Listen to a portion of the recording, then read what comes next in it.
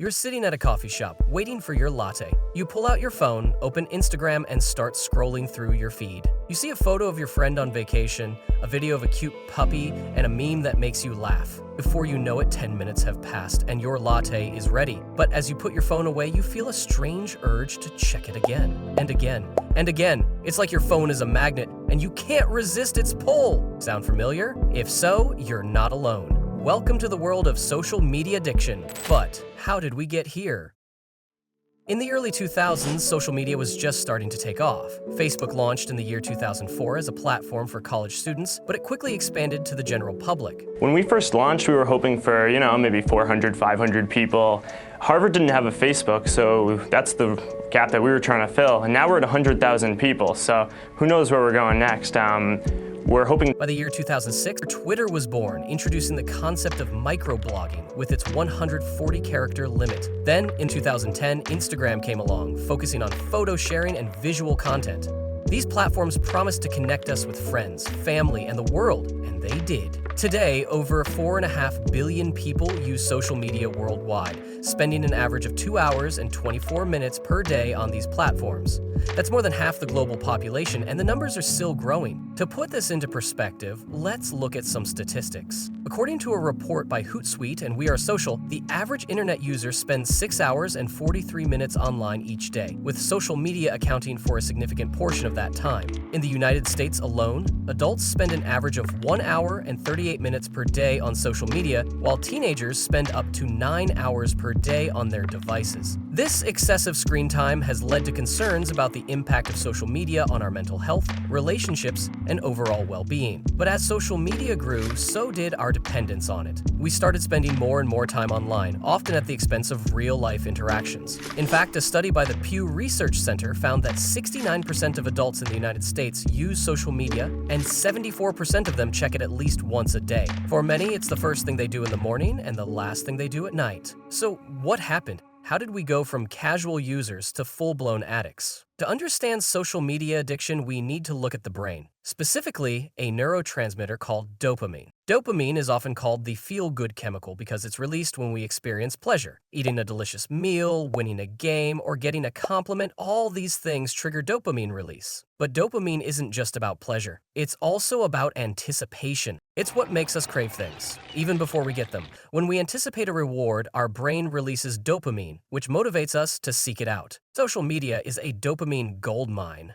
Every time we get a notification, it's like a little hit of dopamine. It's like our brain is saying, "Hey, that was cool, do it again." And the more we check our phone, the more notifications we get, and the cycle continues. But it's not just about the notifications. The content itself is designed to be engaging. Whether it's a funny video, a heartwarming story, or a controversial opinion, social media is full of things that grab our attention and keep us scrolling. Let's take a closer look at how this works. When you post something on social media, you're not just sharing content, you're seeking validation. Each like, comment, or share is a form of social approval which triggers dopamine release. This creates a feedback loop where you keep posting and checking for more validation. It's similar to how a gambler keeps playing, hoping for the next big win. Another psychological mechanism at play is variable rewards. This is a concept from behavioral psychology where rewards are given at unpredictable intervals. It's what makes slot machines so addictive. Each pull of the lever could result in a big win or nothing at all.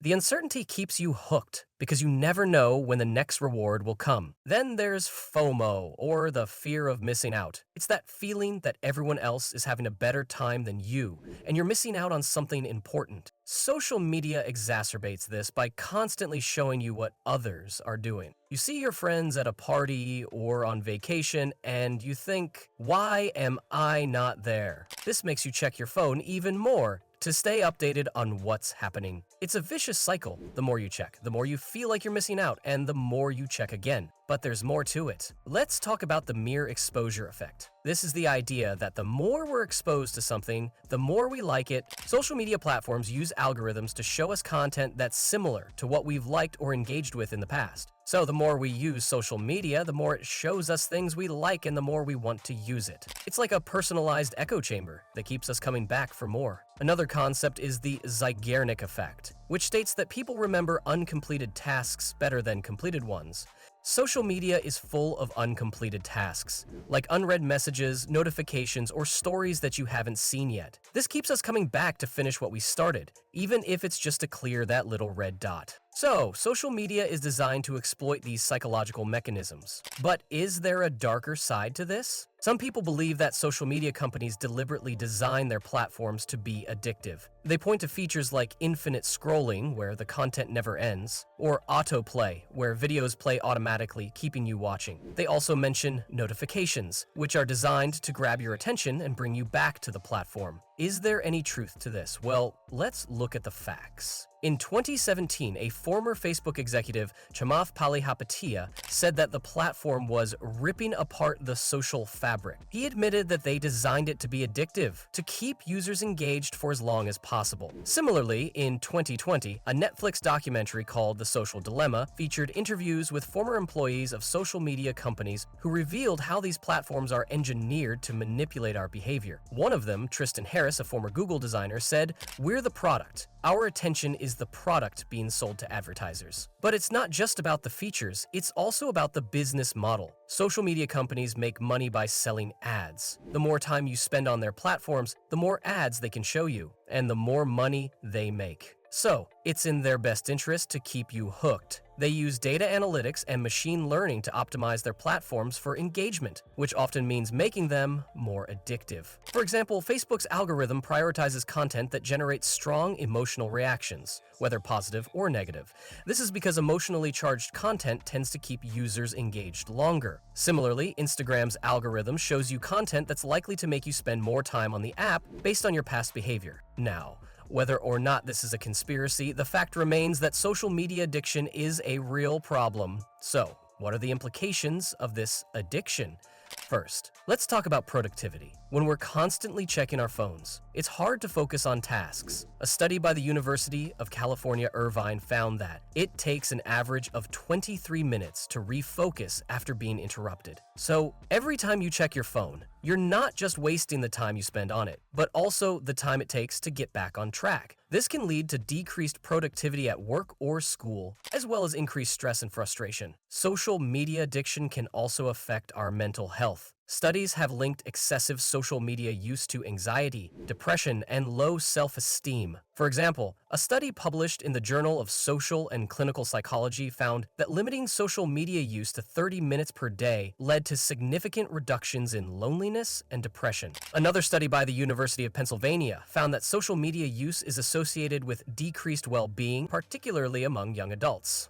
Moreover, social media can strain our relationships. When we're glued to our screens, we miss out on real-life interactions. We might neglect our friends and family, or even our own needs. It's not uncommon to see people at a dinner table, each on their own phone, instead of talking to each other. This can lead to feelings of disconnection and isolation, even when we're surrounded by people. But it's not all doom and gloom. Social media can also have positive effects. It can help us stay connected with loved ones, especially those who are far away. It can provide a platform for self-expression and creativity. It can even be a source of support and community for people who feel isolated. For instance, many people find solace in online support groups or communities centered around shared interests. So, how can we balance the positives and negatives? Here are a few strategies for managing social media usage. Number 1, set time limits. Decide how much time you want to spend on social media each day and stick to it. You can use apps like Freedom or Stay Focused to help you track your usage and block distracting sites. Some smartphones also have built-in features that allow you to set daily limits for specific apps.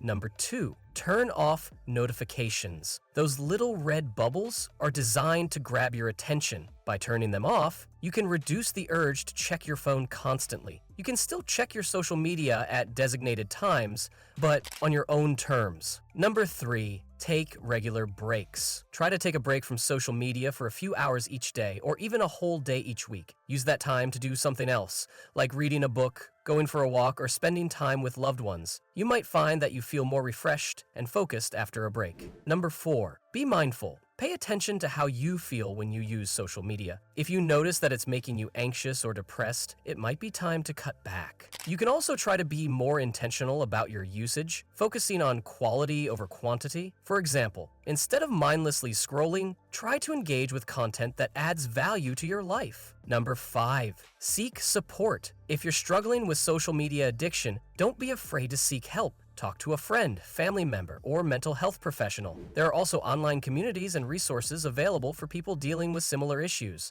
Remember, you're not alone in this. To illustrate the impact of social media addiction, let's look at a real-life example. Meet Sarah, a 25-year-old marketing professional. Sarah used to spend hours each day on social media, checking her phone first thing in the morning and last thing at night. She would often find herself scrolling through her feeds during work meetings or while spending time with friends. Over time, she noticed that her productivity was suffering, and she felt more anxious and stressed. She decided to take action by setting a daily time limit for social media and turning off notifications. She also started practicing mindfulness and taking regular breaks from her phone. After a few weeks, Sarah noticed a significant improvement in her focus and mood. She felt more present in her daily life and was able to enjoy her time with friends and family without constantly checking her phone. Sarah's story is just one example of how managing social media usage can lead to positive changes. But what about different age groups? How does social media addiction affect teenagers versus adults? For teenagers, social media can be particularly problematic. Adolescence is a time of identity formation and social development, and social media can influence how teens perceive themselves and others. The pressure to present a perfect image online can lead to anxiety and low self-esteem.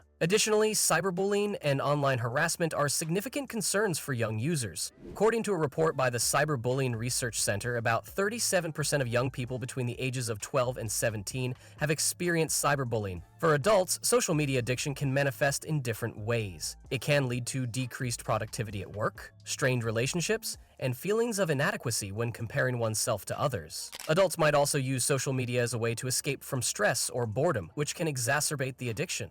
Generational differences also play a role in how we use social media. For instance, millennials and Gen Z are more likely to use platforms like Instagram and TikTok, while older generations might prefer Facebook or LinkedIn. Each platform has its own set of features and algorithms that can influence user behavior. Now, let's delve into the science behind social media addiction. What happens in our brains when we use social media excessively? Research has shown that social media use can activate the same reward pathways in the brain as drugs or gambling. When we receive a like or a comment, it triggers the release of dopamine, which reinforces the behavior. Over time, this can lead to changes in the brain's reward system, making it harder to resist the urge to check social media. A study published in the journal Neuroimage found that heavy social media users showed increased activity in the nucleus accumbens, a brain region associated with reward processing when viewing images with many likes. This suggests that social media can alter our brain's response to social rewards. Long-term effects of social media addiction are still being studied, but there is evidence to suggest that it can lead to structural changes in the brain. For example, a study by the University of Pennsylvania found that reducing social media use can lead to decreased activity in the amygdala, a brain region involved in emotional processing, which is associated with reduced anxiety. Looking to the future, what can we expect from social media? Will it become even more addictive, or will we see changes in how these platforms operate? There is growing awareness of the negative impacts of social media, and some companies are starting to take steps to address these issues. For instance, Instagram has experimented with hiding like counts to reduce social comparison, and TikTok has introduced features to promote digital well-being, such as screen time management tools. However, regulation might also play a role in shaping the future of social media. Governments around the world are beginning to scrutinize the practices of tech companies, particularly regarding data privacy and the spread of misinformation. It's possible that we could see new laws or regulations aimed at curbing addictive design practices. Social media addiction is a complex issue that affects millions of people worldwide. By understanding the psychological mechanisms behind it and recognizing the impact it can have on our lives, we can take steps to manage our usage and maintain a healthy balance. Remember, social media isn't inherently bad, it's how we use it that matters. So the next time you find yourself reaching for your phone, ask yourself, do I really need to check it right now, or can I wait a bit? You might be surprised at how much better you feel when you take a break from the virtual world and focus on the real one.